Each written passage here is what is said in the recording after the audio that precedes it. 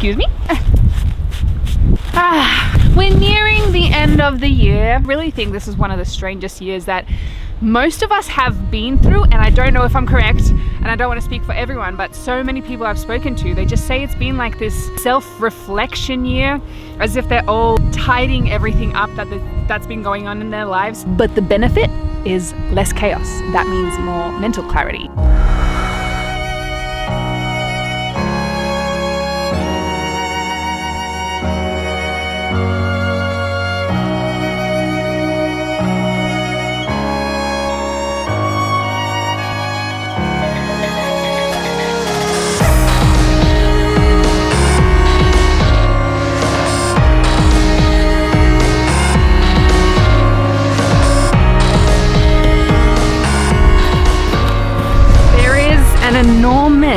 Enormous storm coming towards all of Iceland. We're going to be completely covered.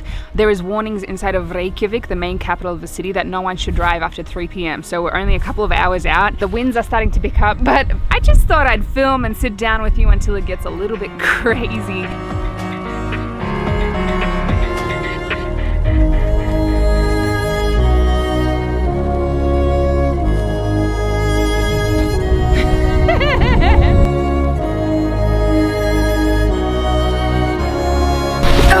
Oh, there is so much snow. I thought I was gonna sit on the right level. Oh my God, I just sank. It snowed like crazy yesterday. It looks like a winter wonderland. And I just have a question for any Icelanders watching or anyone that lives in conditions like this.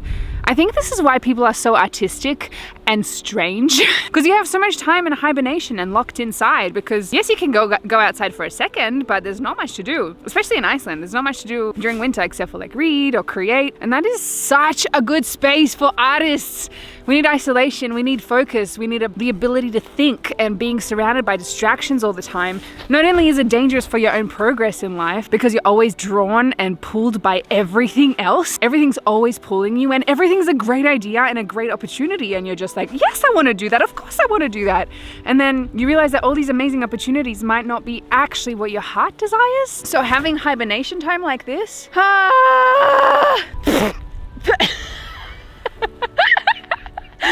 snow straight in the mouth. I think one of the greatest things that happened to me this year is that I burnt out, and that my body was just like, no, you're not working anymore. And it was such a shock to the system, because my whole life I've really spent as this workaholic, and I was like, I can't just sit down and not do anything. Like, I have to. This is what I'm known for. This is my strength. How do you expect me to sit down and not do anything? I can't. So I try to push and resist for so long, and then eventually my body just, it won. So I had to give in. Surrender was really the only option, and as a result of that, I started coming across mentors and reading books about working less but making more of an impact and making more cash. That was a big shock, especially in a society that tries to tell you that being busy is the way to go, and that's just so dangerous. And I'm glad I learned the lesson at 30, but I wish I learned the lesson when I was 15, that busyness does not equal success, and living life is actually such an important thing, and work isn't living a lot of the time. And it's the small moments of playing in snow and being on the couch and reflecting and learning about yourself and journaling and taking care of your health, eating well. Those things are what really the human experience is about. Being part of a community. Wow! Check this out. This place has been home for the last few days. It's been magic, especially surrounded by all the snow. Boop. I know that there's going to be a few people that are offended that I said work less, and because you're in a different position, you don't understand. I'm in general talking about society, all of us, the current system of how it's set up to be busy, because if you're busy, that means you're successful. So you almost take on extra tasks that are not going to take you to where you want to go, and you're not really interested in, but because we are a society built on busyness, we add things. No matter what your financial situation is, we'll find extra things that we can do in order to be busy, to be successful in the eyes of society. But it's so wrong, because one, human beings can't be productive, I don't think so, more than 4 hours at a time. So these 8-hour workdays, which were developed in the industrial age, which is completely outdated. It was to create factory workers and machines, essentially. And we have machines now, but now this system just doesn't work. It just does not work, and we're overworking people and we're expecting way too much from them. And studies have been done in Finland, for example. They're even proving it with children. Children go to school, I think 3 or 4 days a week, and they only have short work days. They have zero homework. They're now ranking as some of the smartest children in all of Europe. This is insane, and it's proving that too much doesn't mean better. It doesn't mean more productivity. It means focusing on what's important and putting your all during the times when you're meant to do that because you're excited about it, not because it's a drain. So working less isn't just because I have the freedom or whatever. It's because we as a society have got it wrong, and it's taking individual responsibility and saying, do I actually want that side hustle, or is that not really my thing that I want to pursue long term? I actually am happy with my current career. Do I have to do the extra side hustle? Does my child that's 5 years old need to be doing these 5 extra curriculum activities so that one day they can prove that they are special and they have all these skills? Or do I give them the time to be a child and figure out what they like for themselves? It's just so messed up. And this epiphany, I didn't know myself that you could work less and be as productive, make more because you're more passionate about what you are working on. So I'm just so obsessed with this idea, and I've spoken about it a few times, but I've never made a video about it because I was afraid, and I don't think I quite grasped the concept yet. And I just want 2020 to come off on the right foot for everyone. I want all of us to live our best lives and to be able to cull down, focus on what is yours, not the freaking shiny objects that everybody tells you that you should be obsessed about. So much more freedom and space to think and be creative and do what you want and just enjoy the small moments. It's getting super windy, but it's so pretty. I wish you could be here to see that house in the distance lit up by the sun, which is just peeking out there, and the sun only peaks for actually four hours a day. It's perfect! I don't know how to approach this situation. I got this. Okay. Hello. And my sister actually opened me up to this idea, and she's so rad. She had to de-stress for a whole bunch of years. I think 2 years of de-stressing because she was so wound up, and she made me aware of this thing that humans are living in survival mode almost all the time. All of us are, and we don't realize it.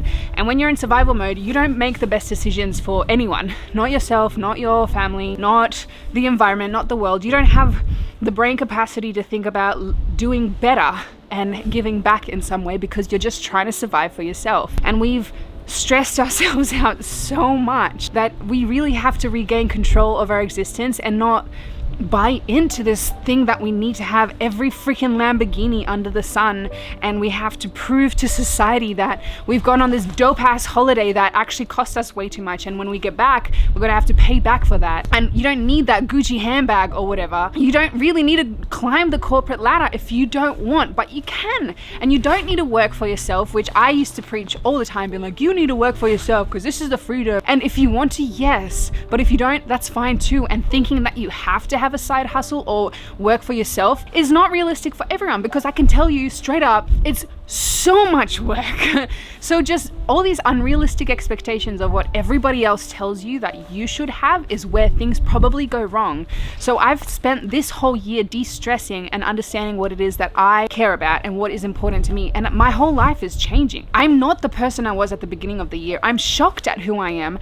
My vision for my grand life is so beautiful now, and it's so less selfish than what it was before, because before it was about proving that I was worthy and I was important and I needed to get all these things, subscribers and all of this stuff. And now it's like, how can I give back? Because I know that my time is limited on earth and the world needs help, and I am willing and able, and I want to contribute back because I want my children and my children's children and thousands of children down the line to benefit from my involvement in society, not because I wanted to get a Lamborghini. De-stressing has helped, and that comes from working less, hustling less, taking control of yourself as a human being, as an animal, and concentrating on nourishing what this machine needs, because the body is a machine, and if we don't treat it like that, and if we treat it as a robot, things go haywire very, very fast.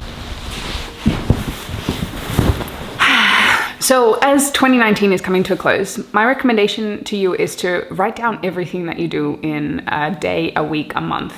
All of the things that take a lot of your time up. Also monitor your social media just so you can see how much of that you're doing per day, which could be draining you completely. The implications of scrolling through social media endlessly and mindlessly, it's not just easy, but it also overwhelms you and it puts too much information in your brain. So you're not just giving your energy away by donating your time to social media. Also, on the contrary, it's draining the energy from the other side. So there's just a lot of that. So just be careful if you are still scrolling mindlessly through social media, and try to control that habit as much as possible. But then once you've listed down everything that you do and that takes up a lot of your time, I would write a stop doing list. I think a lot of people always have the how to do more list or how to be more productive list, but we don't take the time to really assess what we've done in the past and see if that has worked for us, or even if the goals that we're writing are congruent with who we are and who we want to become. And I know that not always you understand what you want to become and who you want to be in the future, because that unfolds for you over time, and that's completely okay. But sometimes we have these unrealistic dreams that we want to be something or somebody when it's not really ours. If you have a dream, you really have to think about what it comes with. So are you willing to live that life in order to satisfy that dream? Maybe not. Maybe you just want a hobby to make little videos to showcase your acting skills, but you don't want to be an actress because that comes with so much baggage as well around it. So I think having a stop doing list for the end of 2019 is going to be beautiful for you. Take the time to tidy up all the loose ends that might have come along with life, chaos, living in a society that always told us to do more, when really it was always simple. Do less, do the things that you love, and focus on things that spark joy within you. Marie Kondo, does it spark a joy? Focus on those things, because that is what ultimately life is all about. It's too short to worry about other things and to bombard yourself and stress yourself too much that you can't even think clearly. That's freaking crazy. And what a way to waste your life. Not fun. Once you do have this stop doing list, it is going to give you so much clarity on what is actually important to you, and you can live your life that is valuable to you. So maybe you'll figure out that instead of wanting to do those 5 ventures, you really hone in on one, or trying to learn 5 hobbies. We have limited time and we have to hone in, even if it's just one thing at a time. Dedicate 2 or 3 years to perfecting one thing that you love. And then once you've done that, then obviously human nature, we want to learn more. So we'll find something else, and you can dedicate time to do that. But trying to do everything at once is just way too much. So perhaps even have a stop doing list of things that are not even yours, goals and dreams and tasks that you should not be wasting your time on. Social media. And then maybe have a postpone list that isn't urgent to do right now, because not everything we do in life should be urgent, because that causes way too much stress and overwhelm and will stall you from doing anything. So, and put things on the back burner for skills that you want to learn in the future but aren't important now, so you can take that weight off your shoulders. I'm now focusing on probably 3 tasks, and 3 tasks is plenty because my brain can deal with that. And for the first time, I'm actually feeling like I'm progressing with things instead of just wanting to do 20 or 30 things at one time. 3 things is my focus: simple, digestible, and I can take action on it. So I hope this helps. Anyway, thank you so much for watching. I really appreciate you so much. Here's my Instagram and Twitter if you'd like to see more. And until next time, ladies, gents, and everybody in between. Peace.